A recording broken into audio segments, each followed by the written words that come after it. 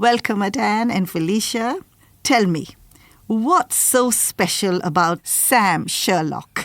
Hi, good to be here. My name's Adan. I'm Felicia.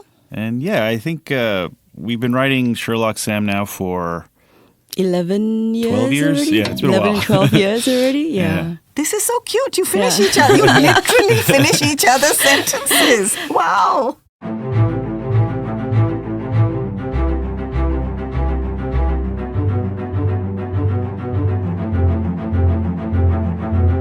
Hello, and a very warm welcome to the Asian Bookshelf, where we explore Southeast Asia's literary landscape. If you are a discerning reader, perhaps even an aspiring writer, you are in exactly the right place. We interview acclaimed writers and key industry figures to explore Southeast Asia's literature. And today in this episode 8, your podcast host, me, Devika Misra, will take a deep dive into literature for children, particularly mysteries for preteens, children aged about 7 to 11. In the studio with me are the husband-wife creative team behind A.J. Lowe. Adan, Jimenez and Felicia Lowe together have written about 18 books about Singapore's much-loved detective Sherlock Sam.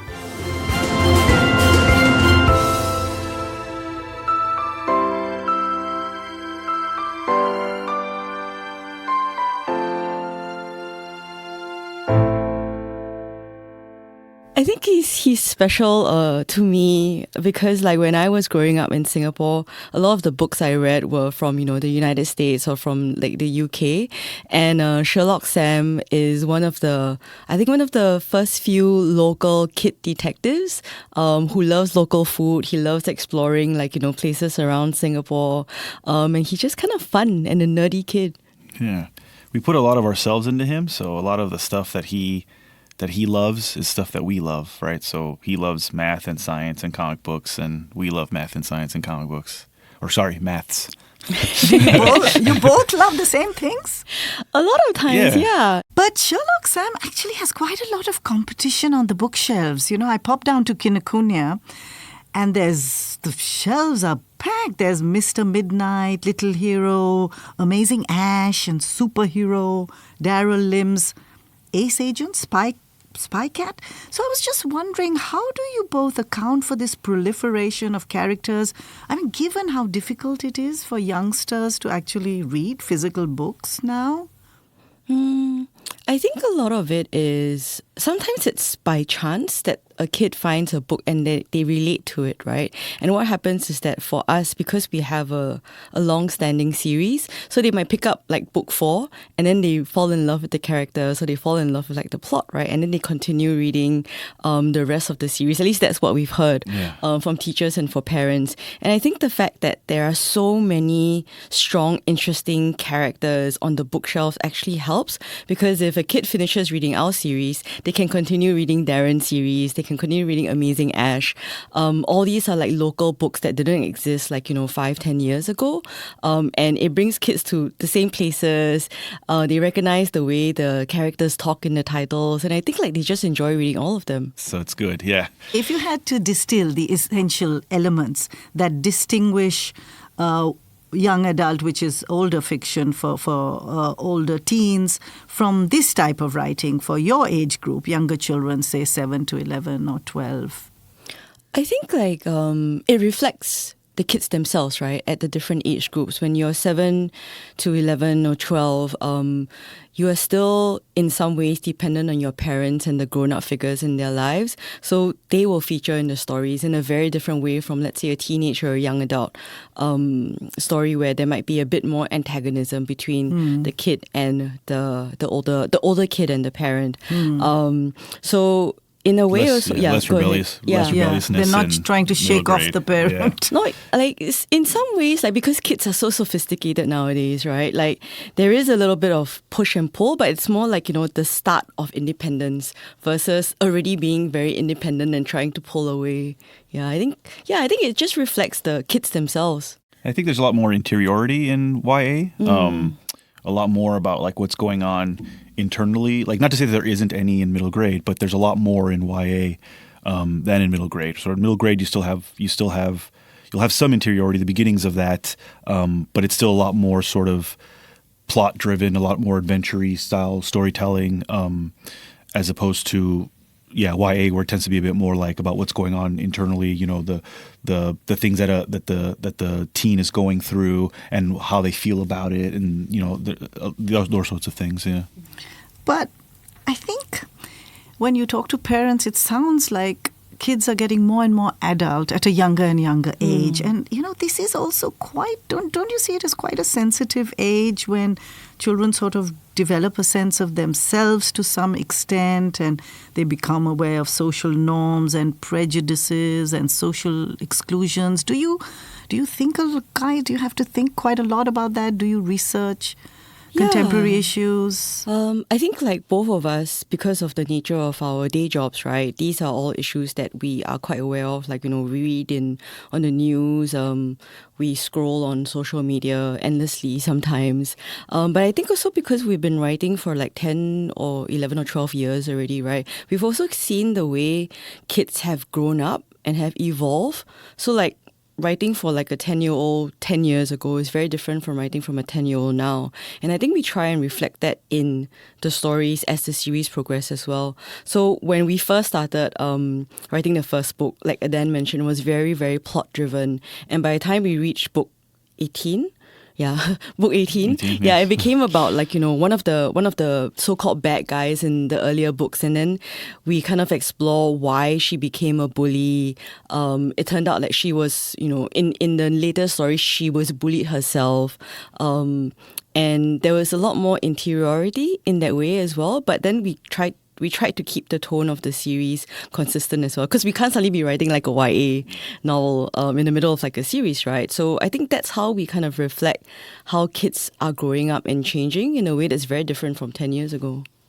Yeah, I mean, our early books were also quite short. They were like 97 pages, I think. The first book was 97 pages. And now? And our latest book was 200 plus pages. Yeah. And that was with a slightly smaller font as well, because we'd written so much for this latest one. So like I think like that has shown that, the books that we've written have grown in complexity because the children who are reading are also a bit more, having more complex thoughts and growing up in a more complex world, I guess. And so, I think that's how that reflects that. Yeah. So can we talk about this writing process? Because it must be very difficult for two people to be writing the same book. So how exactly do you start this? How do the ideas germinate? It was a lot harder when we first started because we had to learn. We had to learn a lot of things. We had to learn, these characters, of course, these kinds of stories. These are things that, they were new to both of us. And then, of course, we had to learn how to work together because we'd never written together. But you were just married too then, right? Yes, actually, yeah. We had just gotten married as well. So there was all of that going on as well. So generally speaking, the way we do it is that we will sit down and sort of try to hash out the main, arc of the story, the main plot points together. Discuss, what characters might come, what the mystery, the main mystery is going to be, what characters we're going to use, if we're going to bring back any of the what we've been terming the irregulars. We have characters who will make appearances, not every book, but they'll show up once in a while. If we want to use any of them, who basically like what the mystery is and what the ending is going to be, right? And then we'll sit together and sort of plot it out as well. Like this needs to happen in chapter 1, this needs to happen in chapter 2, so on and so forth until we've plotted out the whole book. But everything is a paragraph, right? Like every chapter is just a paragraph. Like this has to happen in this book, in this chapter, and then we will separate. Usually, Felicia will start the books, so she will write the first 2 or 3 chapters. When she is tired, or when she decides she's done, she'll come and tag me in, and I'll write the next couple of chapters, and we'll just keep tag teaming until we finish the book, and then we'll go back and we'll take turns editing the full book. So again, usually Felicia will do the first pass at editing, and then I'll take the second pass, and then if we need to, we'll do a third or a fourth before sending it to our editor, who will then tell us all the horrible things we've done, all the bad things we've done, and everything that we need to change that we thought was perfectly fine. I think when we first started, our editor could tell who wrote which chapter, and then by now they can't quite tell. Sometimes we slip up and Adan uses American spelling, and that's how they can tell. But now I think they can't tell already. Our voice has gotten, like on Sherlock Sam, our voice has gotten quite similar, and we've both been writing because all the books are from Sherlock's perspective, so we've gotten very good at writing Sherlock's voice, and we're both great at it, and no one can tell who it is unless I forget a U in favorite or something. Yeah. Felicia, he's making it all sound very smooth. Please tell me, is it all agreements? Usually, is there some disagreement here in this process at all? Yeah, I mean, there's always different opinions sometimes. But the plot usually we don't change a lot from once we planned it out. And if we do change, it's always a discussion before we make the change. And I think we've gotten quite good at that over the 10 years. I think like the disagreements might come out with maybe the dialogue, maybe how a character speaks. I'll be like, this character sounds too American. And he's like, no, it doesn't. And things like that. But I feel like one time you wouldn't let me use the word comestibles. Oh, yeah. I wrote down comestibles and she said, no kid will know what that means. And I said, then they'll just look it up. And I was not allowed to use the word. Dan, please tell us, what does it mean? It just means eat. It's food. It's things that you can eat. Comestibles. Yeah. Oh, consumables. Yeah, well, that's another word for it, sure. Oh. Yeah. See? We are very British over All right, here fine. in Singapore. We have been a British colony.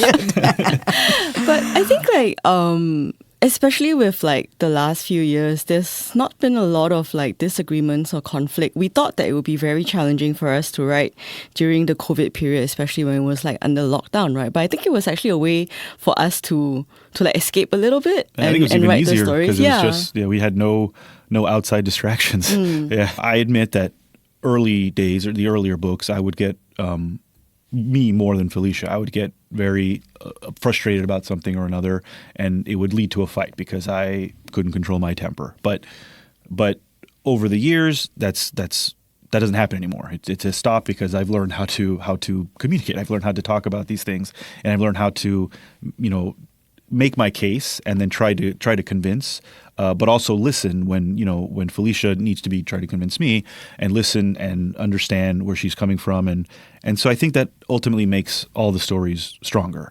And it's like I think a lot of people a lot of times will ask well, if it's just a compromise all the time, then it's not going to be a good story because we're both compromising, and we're both compromising our visions, quote unquote, right? And it's just going to make for a bad story. But I think that's not what's been happening. What's happening is that we will both argue our cases to each other, and then we will choose one of them. We will decide, actually, I will tell Felicia, actually, that is a better idea than what I had. Let's go with that one. Or Felicia will say, actually, that's a better idea than I had, and let's go with that one. And then we stick to that vision. It's awesome to have a writing partner because we're constantly just sort of bouncing ideas off each other. And the idea generally, it always happen this way, but generally speaking, it tends to just get better because it snowballs. Like Felicia will say something, and then I'll add to it, and then she'll add to it, and then I'll add to what she added, and then it just becomes this amazing thing that wouldn't have existed if it was just me or if it was just her. Yeah, we're writing a new series right now. I think that's where more disagreements come in because we've learned to write from one particular voice for so long, and then now we have to get to know new characters, new voices. New voices. The plot is all over the place. But I think because we figured out how to communicate, with the initial Sherlock Sam books, right? It's not a big issue nowadays, I don't think. No. Yeah. You mentioned your day job. Is that your new publishing venture? Yeah, we've been around. Tell us about that. Yeah, so I run Difference Engine, and we've been around since 2018. We published our first book in 2020, right when literally the entire world shut down. So it's been a very exciting 6 years. And we're an independent publishing house based in Singapore, and we work primarily with Southeast Asian creators. We have about 15 or 16 books right now. And this year, we finally got international distribution. So you'll be able to see Southeast Asian titles travel the world, hopefully. Is it all children's books? No, it's children's, young adult, and adult titles as well, but all comics and graphic novels. And what was the motivation? Did you feel there weren't enough publishing houses in the region? Or was it for this particular genre of graphic novels and comics? I think like comics and graphic novels, the industry has always been quite male dominated. And I think like, I didn't think like there wasn't enough local publishing houses or people publishing comics, but more like there wasn't a lot of titles that I was interested in reading from a perspective that was quite unique from Western publishing. So like, like it was just a great opportunity to try and get new writers and illustrators to write about topics that are meaningful to us in Southeast Asia. So, we've tackled topics like having your period, conversations about mental health, pregnancy loss, intergenerational families and dementia. I think it's just been like a wonderful experience. Wow. Yeah, much needed, I would think. So, Felicia, for the non-initiated, what is the difference between graphic novels and comics? I think this will be what starts an argument between us and many, many other people. I would say that you can actually use them interchangeably. That's correct. Yeah. But I think the way like marketing... Not an argument. Yeah, I mean, I actually agree with him, right? I would use comic and graphic novel interchangeably, but I also realized that in terms of like sometimes for marketing purposes or for clarity purposes, for people who are not quite sure about the medium, right? Comics can refer to like shorter single issues that are sometimes published by like the what are they called, the corporate publishers, corporate publishers. Corporate superhero publishers. So like the ones that come out every month or every week, and it consolidates into what they call a graphic novel. A graphic novel can also refer to like an independently published standalone. So that's the way like the market has differentiated them. But I think that they can and they should be used interchangeably. I think like comics is the term, like that is the medium that we are that is being used as comics. But I think graphic novel came up as a marketing term in the 80s when comics were trying to be more to try to be taken more seriously. So they if longer books are called novels, let's call these graphic novels because they've got pictures in them, right? So that's where that term came from. But nowadays, like, it irks me because they try to sort of separate them and say like, oh, these are comics, right? These sort of the superhero stuff that all the MCU movies are based on, that's comics. Graphic novels are more serious matters. They deal with more serious things, and that's not true. They're both comics, and graphic novels are just. It's just a marketing term. Right. So one of the things you said is one of the best things about this job is that you do a lot of writing workshops and you go to schools. So what do the kids ask you? What's like their favorite questions? Oh man, we have so many. A lot of questions are about about the books and about how we write together. That's a favorite of theirs, is to ask. But then also they get very curious about our relationship. So they'll be like, a lot of times I ask, are you married? Are you together? How did you meet? Right? And then I think one time, which it really kind of made me feel really sad, was when one child asked if Felicia was my daughter, and I was like, first of all, how old do I look? that is a question you needed to ask. So yeah, that one broke my heart. I think sometimes like also made you proud. Say honestly. I think like Adan's right? Like a lot of times the kids they really want to know which book was our favorite. And it's always really, really hard.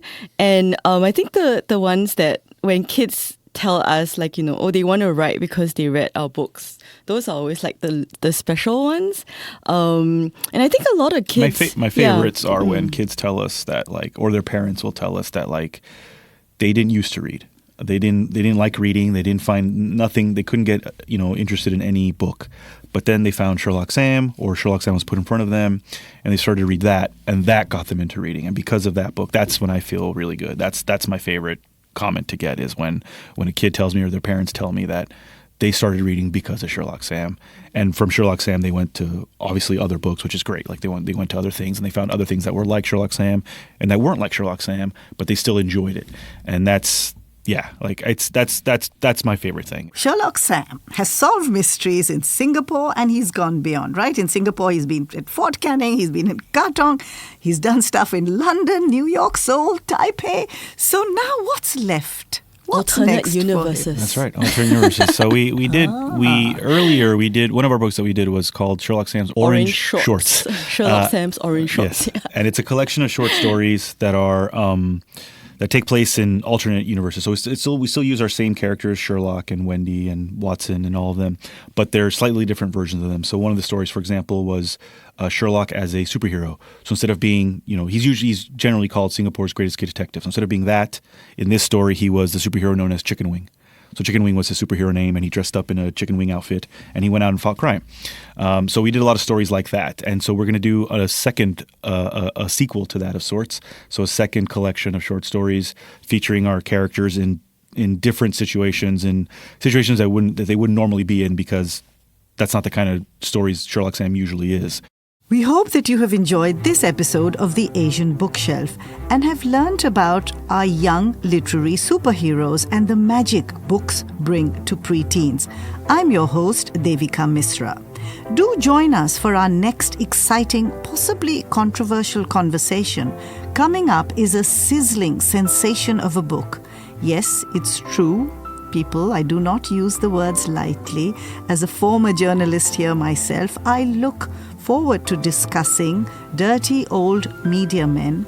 The author has chosen to use the pseudonym Millie Lee to write a fictional memoir of her time as an online radio and TV journalist. We'd love to hear from you about this or any of our episodes at contact@theasianbookshelf.com or in the show notes below. Please follow or subscribe to The Asian Bookshelf on your favorite podcast platforms, and you can also find us on Instagram, Facebook, and X.